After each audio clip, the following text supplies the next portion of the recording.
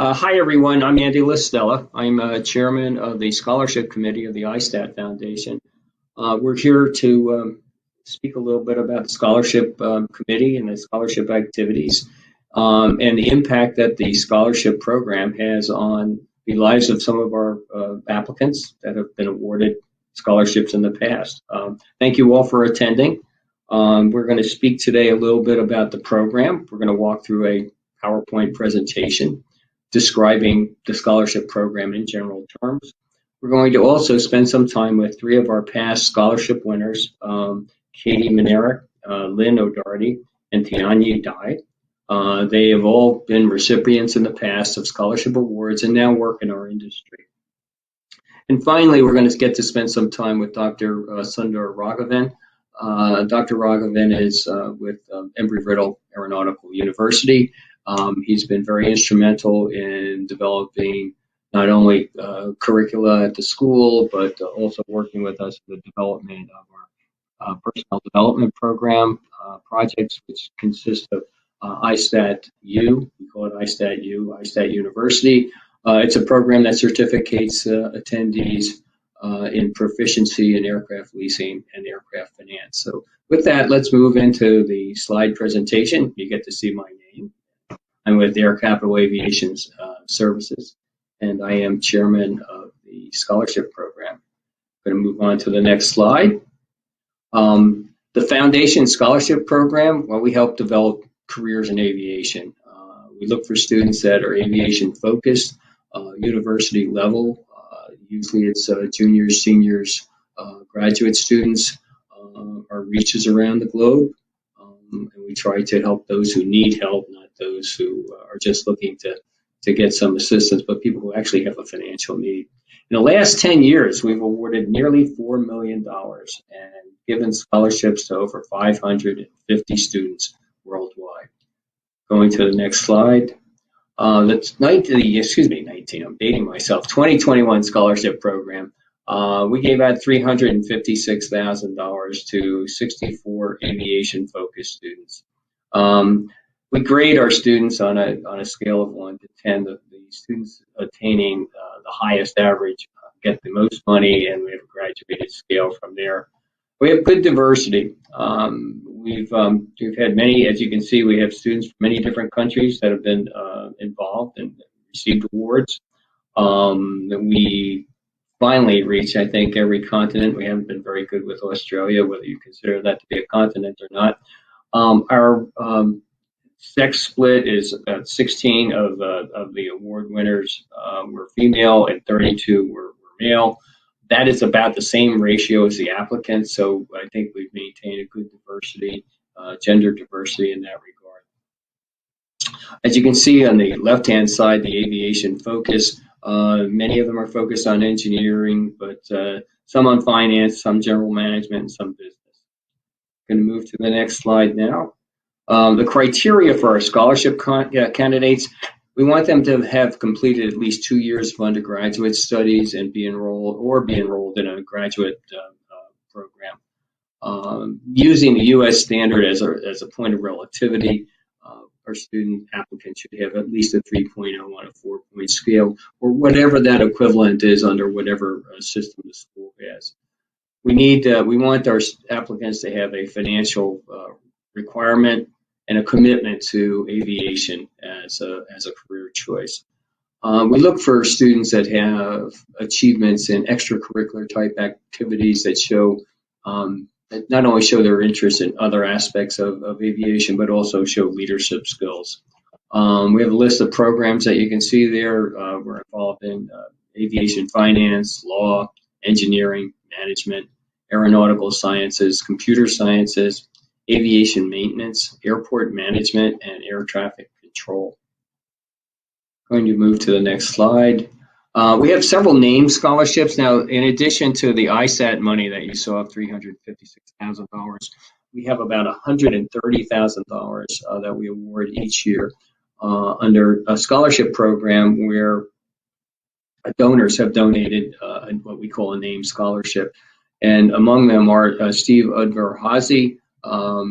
He gives us awards 2 a year, one for Embry-Riddle and one for Purdue. We have the John Batchelor Scholarship, which is based on the Batchelor Foundation. And he awards 4 scholarships to students at universities that are in Florida annually. We have the Hafsteinson Scholarship, which award to one student at a university outside of the United States. That has gone principally to awardees in Europe so far. And then we have the Joseph Nadal Memorial Scholarship, which is given to one student who has a concentration in aviation research or finance, and that's awarded on in memory of Joseph Nadal, who was an analyst at J.P. Morgan. We have the Norman C.T. Liu Greater China Scholarship. Norman Liu is past chairman of GCAS. He is generously donated $20,000 a year, which we use to award to 16 students at the mainland China universities, where that enables us to pay their entire tuition. And one additional scholarship award, which is generally given to a student at Hong Kong Polytech, which is in Hong Kong. We have the Omni Air International Scholarship, which is has come from Stan Bernstein, I guess, who was the chairman at Omni Air, and is awarded annually to a student at Oklahoma State University. And then we have the Diane K. Baldwin Scholarships. We get 4 scholarships a year, and they are awarded to students at Lewis University, which is a university in Illinois that focuses on aviation related coursework.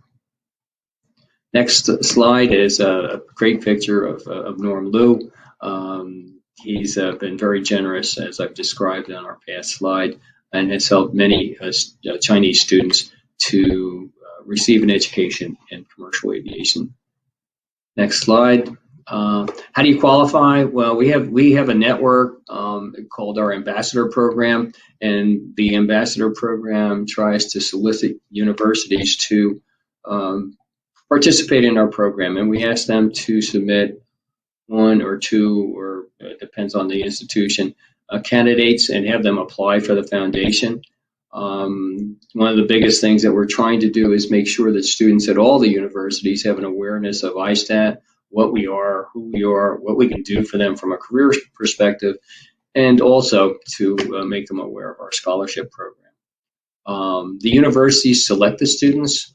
They select them using criteria that aligns with our criteria for students that would win an award. Next slide, please.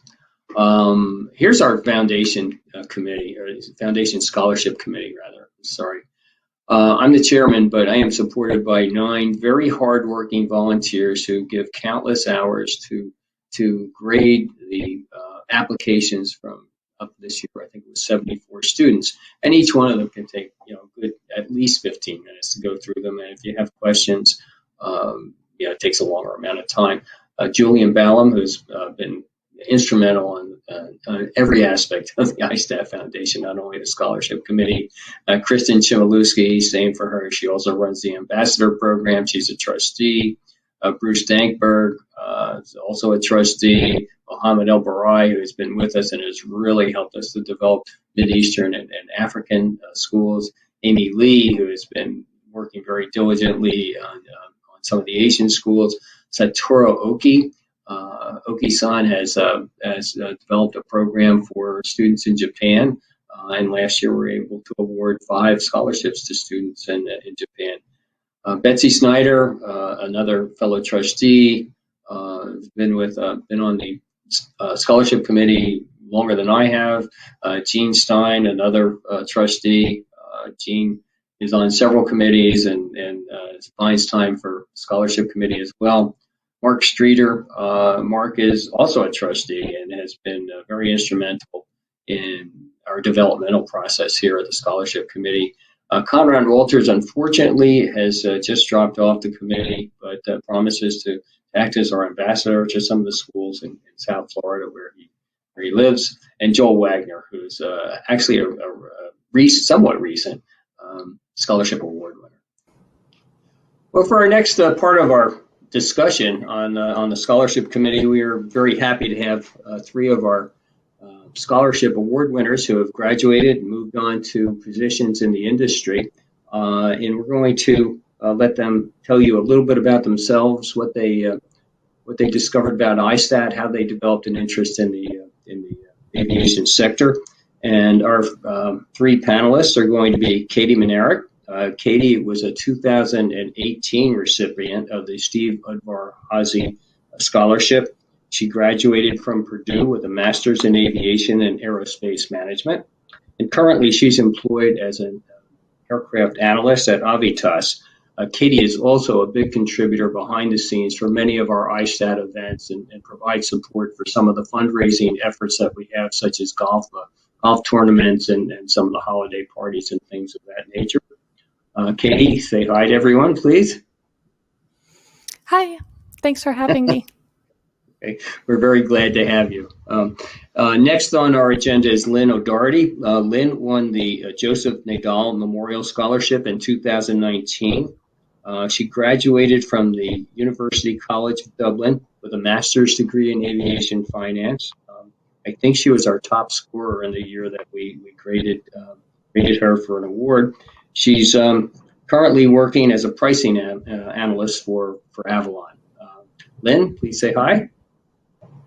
Thanks, Andy, and ISTAT Foundation for inviting me on to participate. Hopefully I can provide a bit of insight into ISTAT Foundation and my experience to date.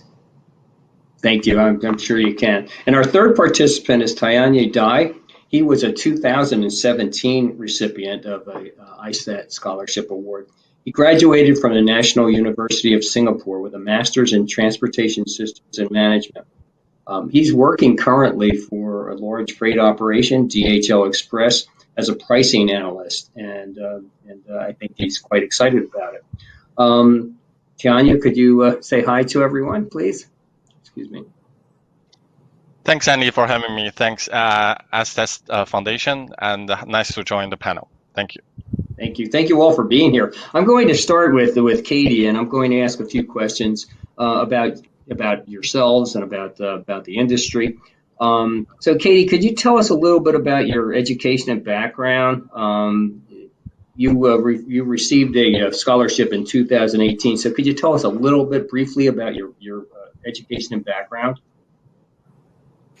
Sure, absolutely, Andy. As you said, I went to Purdue. I did both my undergrad and master's studies there. During undergrad, I focused mostly on aviation maintenance, and I completed a degree in aeronautical engineering technology. I was also able to get my airframe and power plant license while I was at Purdue, which was great. And then, I moved on and I decided to get my master's because I loved aviation so much. And without the ISTAT Foundation support, I don't think that I would have been able to continue my studies. Well, thank you. Excuse me. How did you get initially interested in aviation as a career path? From a young age, aviation always interested me. I'm sure that many people have similar stories, but I loved airplanes and the idea of traveling. But I wasn't quite sure where the best fit was within the industry or even what interests of mine really aligned with the industry. But I decided to just go to Purdue and have an open mind and see where my college journey would take me. While I was at Purdue, I found some phenomenal mentors, both inside of, the university and then also through internships. And they helped me discover my interests and sharpen my talents and actually prepare me for an eventual transition into the industry. So who was your mentor? Was it Steve Hazy? Yes, so Mr. Hazy was kind enough to show me around the ISTAT Americas in, I think, 2019, and I certainly learned a lot from him while I was able to follow him and shadow him. It was a really great experience. I'm sure it was. And you've been very active in ISTAT events and helping with many of our fundraising efforts and participating in all kinds of events. Tell us, just kind of your feeling about the benefits of being part of the ISTAT family. Well, the ISTAT Foundation support, while it is instrumental to funding education, there are a lot of other great benefits outside of the scholarship funds. Once you're an ISTAT scholarship recipient, you receive access to ISTAT Foundation events, and students are paired with mentors, and so you get to shadow and see how the industry works and really network and make a lot of connections, and you get to ask questions and be in front of people and learn as much as possible. And it's really a different learning experience than what a traditional university setting can provide. Great. So is there something now that you find in our industry that's particularly intriguing, a part that you might direct part of your passion towards, maybe a developing aspect of it, or any other thing in particular that you find really interesting? Well, currently I have been following the journey towards a greener industry. It's something that really interests me, and although it's not directly related to the things that I do with my current role, I still like to follow along closely and see how different sectors of the industry are addressing the unique challenges to sustainability, and I look forward to continuing to see the solutions that the industry comes up with. It's an industry that certainly has come up with many solutions and innovations, and I'm glad that you're part of it. Let us move on to, if I may. Thank you, Katie. If we can, let me move on to Lynn. I know we only have a certain amount of time. Lynn, you won the 2019 Joseph Nadal Memorial Scholarship, and I think we augmented that maybe with some ISTAT funds. I don't recall. You were, I think, our highest scorer that year, and you come from the virtual hotbed of aviation, which is Dublin, which is, I think, a very good thing. And but how did you get started thinking about aviation as a career path? Yeah, I suppose similar to Katie, I mean, hopping on a plane is probably one of the best experiences of your year when you go on your holidays. And I think that always appeals to me.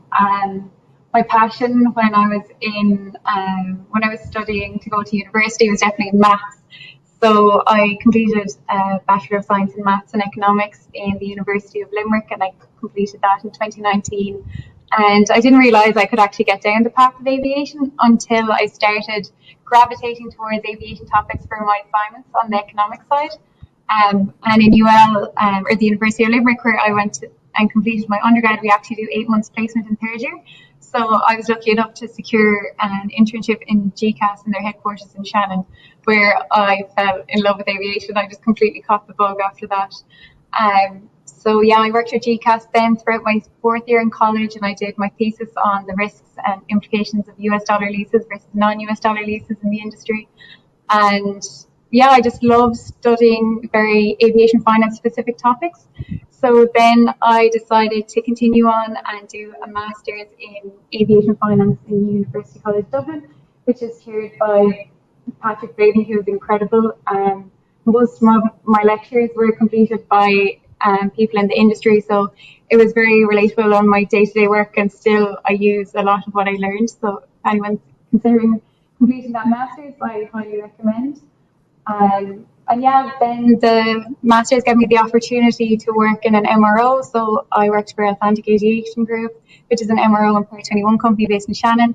And subsequently, I also got another internship in Avalon, where I'm on the pricing team, or as we're now known, we just got renamed as the transaction structuring team. So yeah, I'm very involved in the commercial side of the business, pricing deals from delivery from OEMs till the end of life, whether it be part out or sale. And yeah, I'm really enjoying my time here, and Avalon investment in their interns has been absolutely incredible. Thank you. So, I think you, as career paths go, you kind of came into aviation a little bit later in the college path. We're all very glad that you did.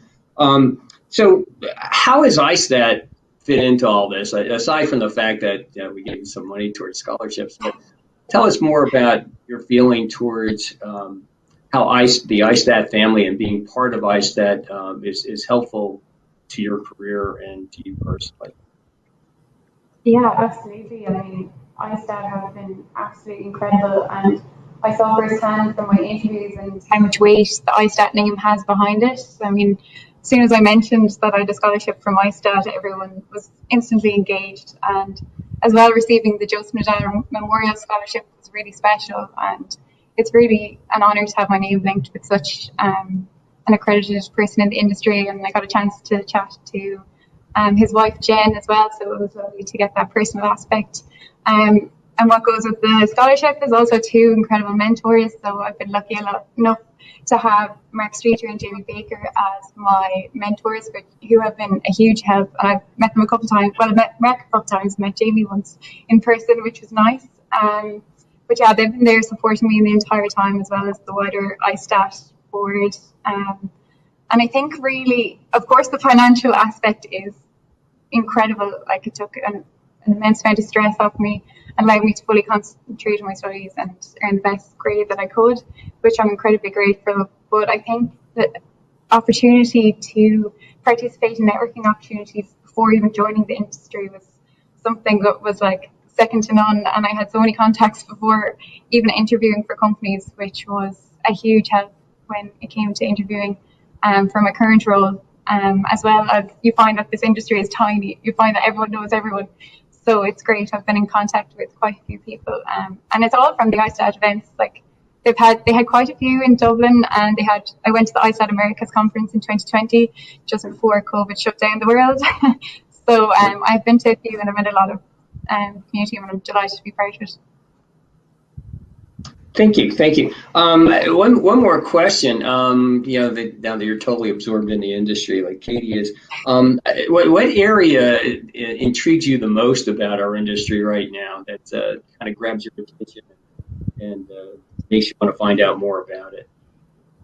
Yeah, so I'm not sure if you've heard, but Avalon just announced its partnership with Vertical Aerospace, which is something I'm really, really interested in now. Again, it's part of the sustainable, environmentally conscious part of aviation. So eVTOLs, for anyone that doesn't know, is an electric takeoff and landing vehicle.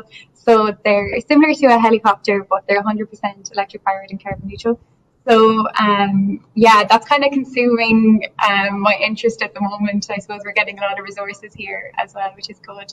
But I mean, it's incredible. It can travel over 200 kilometers per hour with a range of 100 miles. And yeah, that's I think the main thing that's preoccupying my interest at the moment. Thank you. Well, we've come a long way from the Wright brothers, but we still have a long way to go. So your interest is that's a very interesting area. Thank you, Lynn. Tianya, it's your turn. So let me direct some questions towards you. Could you maybe tell us about how did you get interested in aviation? I actually, when I was a child, like I still remember when I was a child that my parents bought me some airplane models, and that's the first time I see something which can take people off the ground, and it really interests me. And then I think after that, I got some experiences with like when I was a child, when I need to travel, I got some experience go to the airport to see a huge airplane taking off and with a huge noise there.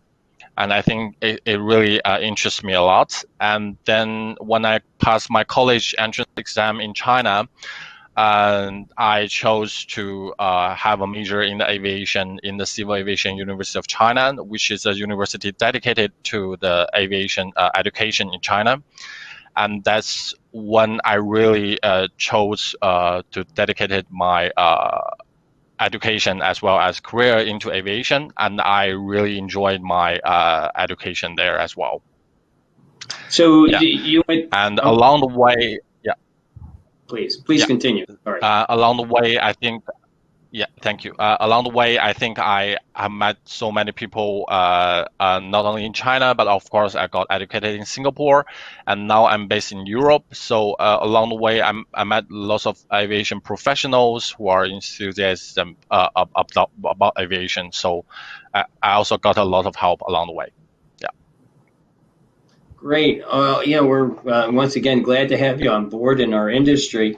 That's a path that we see frequently in our scholarship applications, where young students, as young people, suddenly got infatuated with aircraft and said, "Hey, this is something that would make an interesting career for me." So I'm glad you followed it. So tell us about your involvement with ISTAT and how you think it helps you from a career standpoint and helps your ability to deal in the industry. Yeah, sure. I got my scholarship in 2017 from ISTAT. And then in 2018, I got the first opportunity to join the ISTAT event in Asia, which is also in Singapore. At that time, I met my mentor, who is Peter Hutchibus, and he was really kind and patient with me and showed me around. And most likely, he told me a lot of tips on how to get involved into those events hosted by ISTAT, and how to build my personal network and the social network into the industry. And then I'm very actively joined those events. I'm almost joined all the ISTAT Asia events and also ISTAT EMEA events after that. I really enjoy to meet people from the world, especially in the aviation industry, who like to share their knowledge with me, as well as build more professional networks.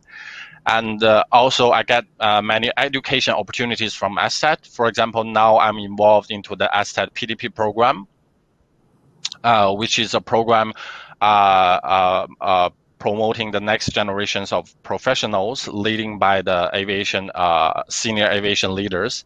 I really enjoy those opportunities provided by ISTAT, especially for the scholarship recipients along the way. Yeah. Great.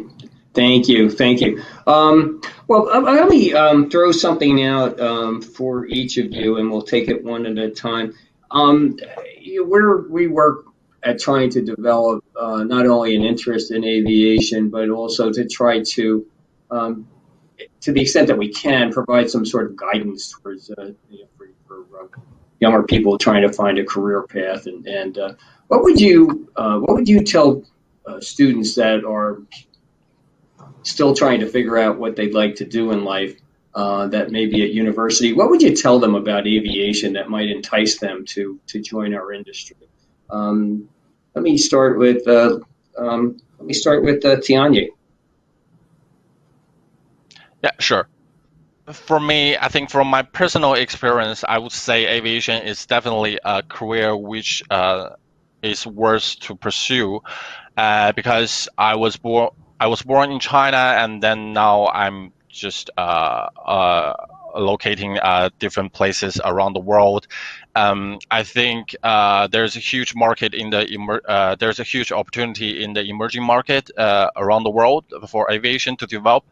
And for a person like me who has a background in Asia as well as in the international environment, it can contribute to the whole industry development.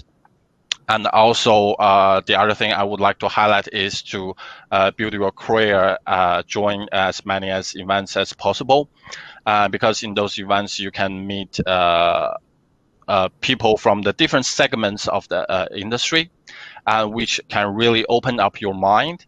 And then probably there is an opportunity for you waiting there. Thank you. Thank you. Thank you. Lynn, thoughts on that? Yeah, what would you tell students about the excitement of the industry and how to entice them to join us? Yeah, I think you'll find very little people who aren't interested in aviation. I mean, going on holidays is an experience in its own, but what I particularly loved as well, which is a different aspect, is I loved that it was tangible finance. So I was interested in the finance side, but it's nice to be able to invest in something, to learn about something that you can actually see in practice, like it's flying through the air. It's not just on the stock market or anything like that. I think there's always something to learn as well. And I think what makes the industry really, really great is the people. I've yet to come across someone in the industry that isn't willing to invest their time in you and help you out in any way they can. So I think the people as well really make the industry very special. I suppose in terms of advice for people trying to enter the industry, expose yourself, like go onto ISTAT, look at all the learning labs, look at the podcasts. There's loads of free webinars out there you can join, talk to as many people as you can. As I said, everyone will be happy to help. Feel free to reach out to me if you have any questions. And yeah, there's lots of student organisations out there as well that can give you more information. I know in Ireland they have a really good one, ISTAT, who provides support just for students joining the industry. So definitely check them out. And check out on all the internships, dip your toe in and see if you like it. There's so many aspects of aviation, like you don't have to go into leasing or you don't have to go into the maintenance side. There's a lot of areas that you can go into, and there's a lot of internships out there. And if they aren't offering them, email the HR company and ask them for one. Great, thank you, Katie. You have been extremely active in ISTAT, and your efforts are greatly appreciated. So, what would you tell students at Purdue or anywhere else that about the things that you find to be very interesting about aviation and why they might want to look upon it as a career path? I would say that aviation is an industry that is unlike any other that I've encountered. The industry is a really close-knit community of people that are all very passionate about airplanes and travel and just continuing to progress and moving the industry forward. And so it's really just an intoxicating career path to follow, because you'll always meet someone who just is absolutely in love with what they do. And so it's really exciting to get caught up in all of that. And I would say, as a student, you should try to look through all areas of the industry, try to see, where your interests might lie and try to have a path, but also be as open-minded as possible, because you never know what interests you might uncover as you start to learn. Thank you. Thank you, Katie. This is about all the time that we have, and of course, we welcome all three of you among the rest of our scholarship winners as brothers and sisters in the ISTAT family, and it's great to have you aboard. So with that, we'll conclude this session. Thank you, Tianya, and thank you, Lynn, and thank you, Katie. I'm going to be introducing next a person that I've worked with extensively in the scholarship program and a big supporter of ISTAT, Professor Sundar Raghavan. Sundar is part of Embry-Riddle Aeronautical University, one of our partners in developing educational programs and for a scholarship program. Embry-Riddle has provided us with many high-quality applicants in the past, and we've had many winners come from Embry-Riddle. We're going to talk a little bit about the process from the perspective of a university, on how they select students to become applicants, and maybe do some comparisons between the ISTAT scholarship and some other scholarships, and perhaps also, if we have time, talk a little bit about the ISTAT University program, which is part of our personnel development program. With that, let me present Sundar Raghavan. Hi, Sundar. Hi, Andy. Nice to see you again. Thanks for having me, and happy to chat about the ISTAT scholarship program. Well, great. Now, your school has certainly provided us with many top quality applicants, and we have certain guidelines that we use in selecting our applicants. But do you find that there is good awareness at Embry-Riddle about ISTAT and benefits that people can get from it? I kind of took over the program in 2015, and before that, I think the College of Aviation was administering the scholarship, and a lot of them got the scholarship. I had no idea about what ISTAT was. But after we took over, I think it's been really popular. We use the same criteria as the ISTAT Foundation. So we do pre-vet them in the sense that we collect applications, because these scholarships are extremely popular. I have students asking me about the scholarship 1 year before the applications are actually due. So we do a pre-vetting process. Obviously we look at their GPA, their financial need. We ask them to submit a statement, personal statement, explaining why they want the scholarship, how they would contribute to the industry. And so oftentimes it's one of the toughest decisions I have to make as a professor because there's so many qualified applicants who apply. I was just browsing through my email. I just got an email saying that, how do I apply for the ISTAT scholarship already? And I say, well, the next one is due in March. So we also focus on trying to get some diversity in. If we have 2 qualified applicants, we look for, for example, the last group, we had 1 student from Niger. I had to look up the country. I thought obviously Nigeria, but it was Niger. And we have 1 student from Colombia, and 1 student from India. So it's been a very good experience. I think the students really have benefited a lot, and we can talk about that. Well, great. You certainly sent some very qualified students, so it's a good process. The ISTAT Foundation scholarships so far can go up to as much as $30,000 a year. How does our scholarship, the ISTAT Foundation Scholarship Program, compare with some of the other scholarship programs that make themselves available to Embry-Riddle? You kind of hit, the important point. I think the ISTAT scholarship tends to be substantial, and I think it can support an entire coursework. Oftentimes we have the Boeing scholarships. They have the graduate scholarships, but those don't really support an entire course. And I think for a lot of the students, especially international students coming in, they really want some stability in their funding. And I think that's what the ISTAT scholarship does for them. It gives them that sense of continuity. A lot of students also like the other benefits which come with the ISTAT scholarship, the ISTAT membership. The fact that, a lot of the times we have done the mentorship program, which is a huge hit. I think it kind of ties into the scholarship, and we'll talk a little bit about the other courses like the ISTAT U and the MSIF program we have. But I think the biggest benefit of the ISTAT scholarship is the fact that it's substantial and provides for their entire program support, which helps a lot. That's a good point. We've been trying to, of course, it's all merit based, but our highest scorers can achieve a pretty substantial scholarship. So that's important to know. When you let me see. Pardon me for a minute. You've spent a lot of time working with Damon D'Agostino on developing the ISTAT U program. And for those of you that are watching this video, it's a personnel development program that's got 2 levels and hoping to go to 3, where students that are interested in aviation, aircraft finance, aircraft leasing can attend the university, get a certificate that says that they've taken some courses that really relate to directly to aircraft leasing.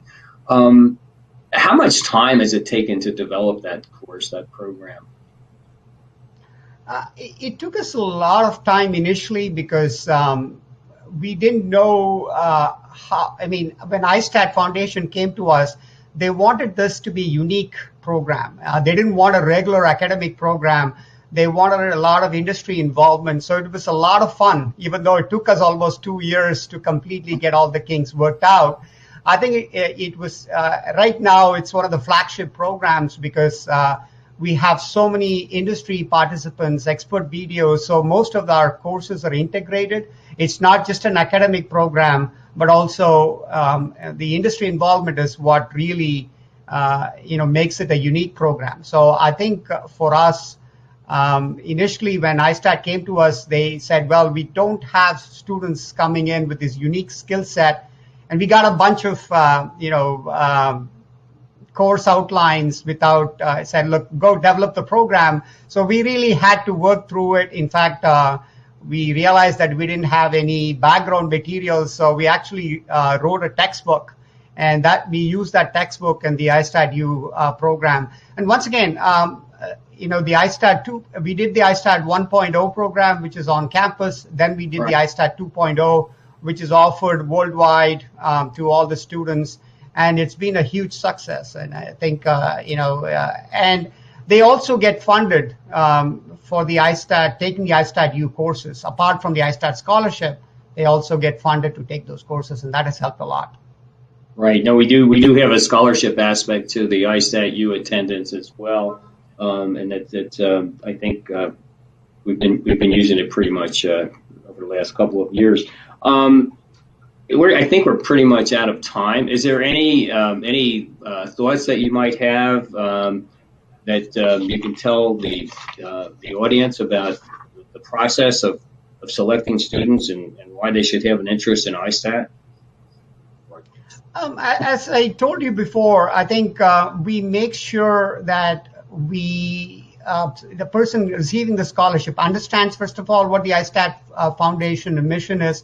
I think part of it is trying to promote it. A lot of them initially, when they got the scholarship, were not aware of it. And I think now, after running the program for 5-6 years, I think they're very aware. And we also are developing at Embry-Riddle. Embry-Riddle, as you know, is all about aviation. We have 4 major colleges which offer the aviation courses. We recently started an MS in data analytics program, and so we're trying to move ahead and look to the future. And we want these students coming in to not only have an understanding of what it is right now, but where can we push them, in terms of the future of the industry. So, and what we are working on next is trying to see how to incorporate data analytics into we have a master's in aviation finance program, just like UCD. I think we are the only 2 universities in the world which have that. And so a lot of it is related to aircraft financing, but we also want to try to get in, because data and data analytics is becoming important, and we're trying to look towards that to try to, I think the ultimate goal is first to give back to the ISTAT Foundation, but also try to create these future, participants who will take ISTAT Foundation to the next level as well. Well, I think we're out of time. Thank you for your responses, and thank you for making time available. But more than that, thank you for all the work you've put into developing this great relationship that ISTAT Foundation has with Embry-Riddle. So thank you, and great to see you. Great to see you again. Thank you. Well, that concludes our presentation. I hope you've enjoyed it. I think this is one of several that we've given over the last few months. And thank you all for listening. We encourage you to follow ISTAT, the ISTAT Foundation, on social media, through our website, and spread the word. We want people to know about us. We do a lot. And it's important that students at the various schools hear about ISTAT, hear about what we do, and how we can be helpful to them. Thanks again for watching, and hopefully we'll see you at one of the next ISTAT events.